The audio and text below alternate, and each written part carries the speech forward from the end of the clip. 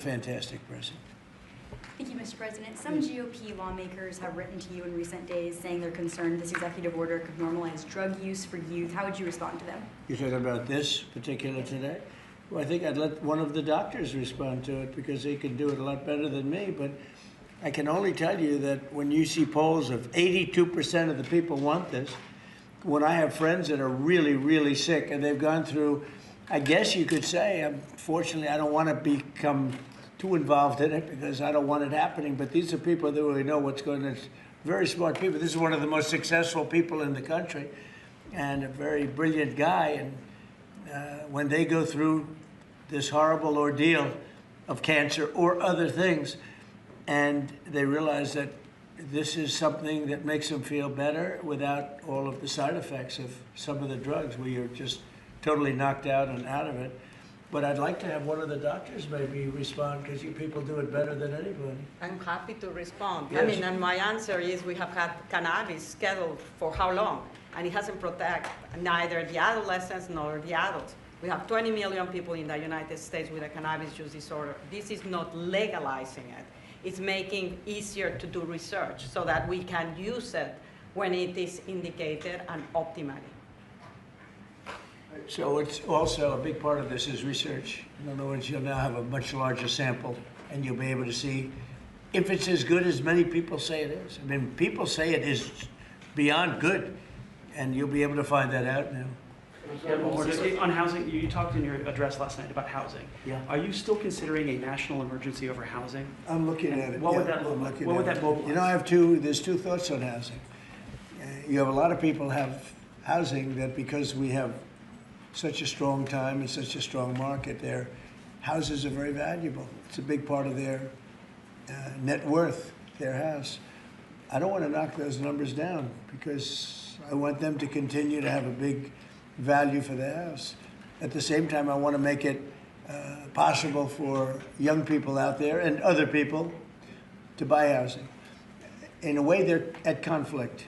In other words, you create a lot of housing all of a sudden, and it drives the housing prices down.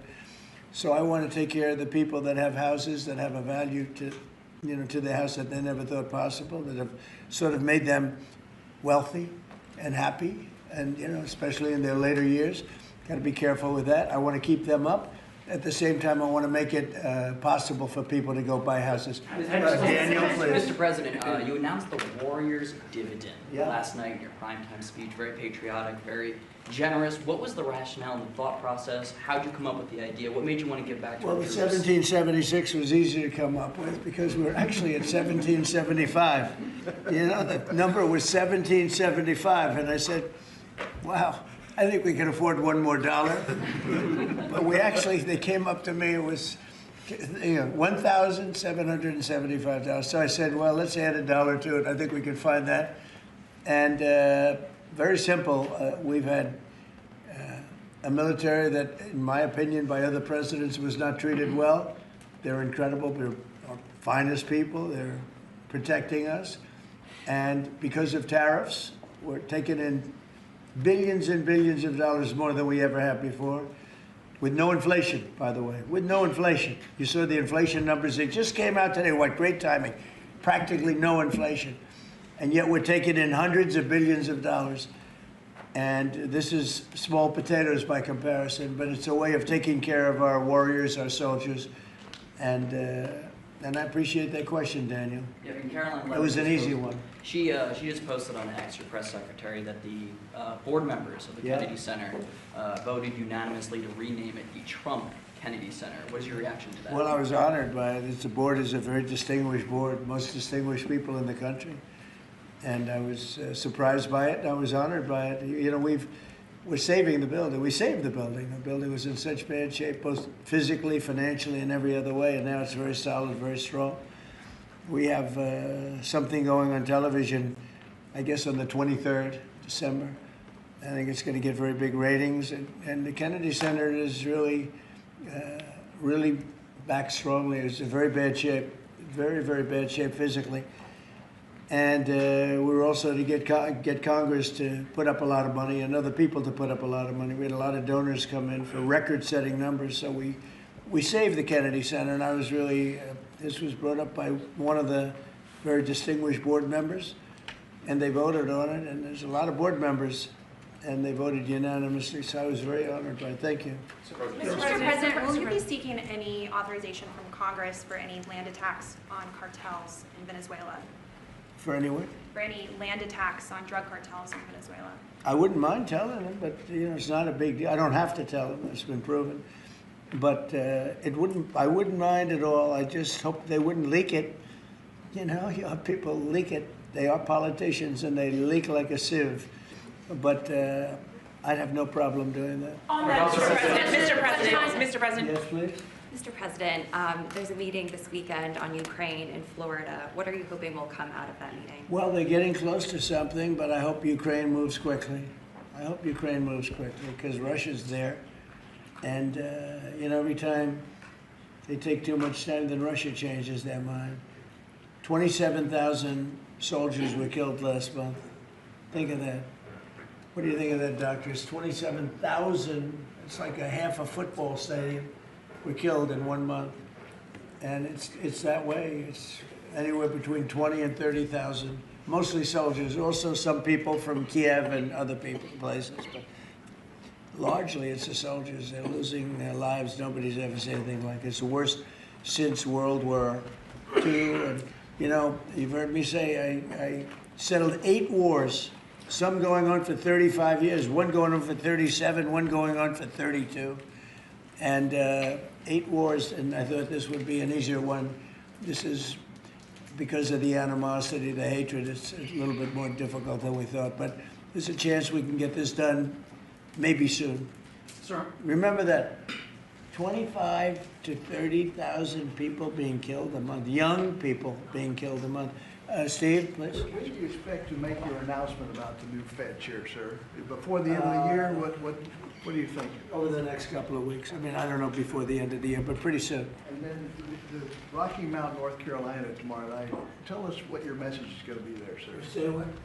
When you go to Rocky Mount, North Carolina tomorrow night, what's your message going to be there? Well, it's not going to be that much different from what I did last night. We've had tremendous success. We're bringing prices down. We inherited a mess. And part of what we inherited was the worst inflation in 48 years. I say history, but we had the worst inflation. It drove prices up. And now we're bringing those prices down. But I'll be talking about that. I'll be talking about the fact that we secured the border where literally nobody can come into our country illegally anymore. They came in from prisons and mental institutions and drug dealers and, a lot of bad people from all over the world. Venezuela emptied their prisons into our country. We had Tren de Aragua, which supposedly, the doctors don't know this, it's the meanest gang of them all. Okay, doctor? You don't have to know about it. You got other problems. But they let a lot of bad people in here. And so I think I'll be talking about that. I think I'll be talking about the tremendous success we have by sending the National Guard into various cities.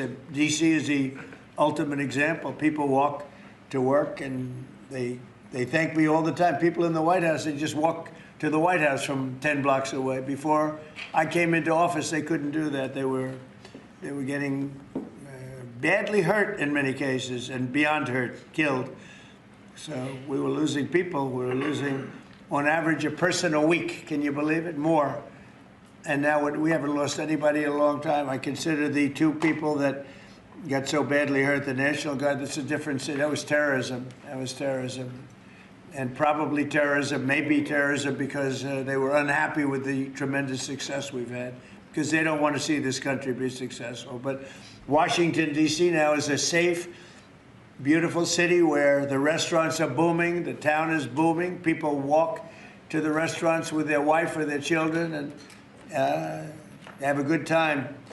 We were losing all the restaurants. We were losing our life in this. We were just the whole heritage of Washington, D.C. was down the drain, and we brought it back. And now everybody's thrilled to be here. It's the hottest. It's a part of the hottest country anywhere in the world. We've become, in 10 months, the hottest country anywhere in the world. And I say it all the time. We were a dead country 1.5 years ago. Do you expect to meet Prime Minister Netanyahu while you're down in Palm Beach? Yeah, he would like to see me. We haven't set it up formally, but he'd like to see me.